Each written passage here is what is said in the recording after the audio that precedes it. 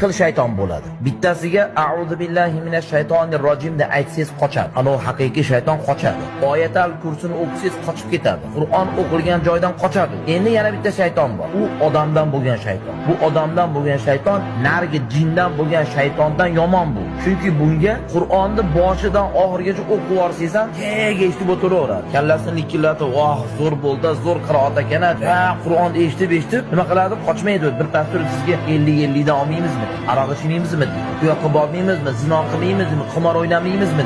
Shunaqa qilib sizni gunohga chaqiradi. Bu nargi shaytondan yomon. Nargi shaytonga haligi gap, "Avduni aytsiz qochadi." Ammo bu badbaxt bu qochmaydi. Shuning uchun odamni odam buzadi. Odam buzadi. Odamdan bo'lgan shaytonlar ham bor-da mana shu. Mana shular odamdan bo'lgan shaytonlar. Shuning uchun banda bir gunohdan tark qilib gunoh tashlamoqchi bo'lsa, ana shu ulbatlarni ham tozalash. Kim bilan yuribsiz? Siz ulbatingiz shaytonmi yo sizga do'stmi?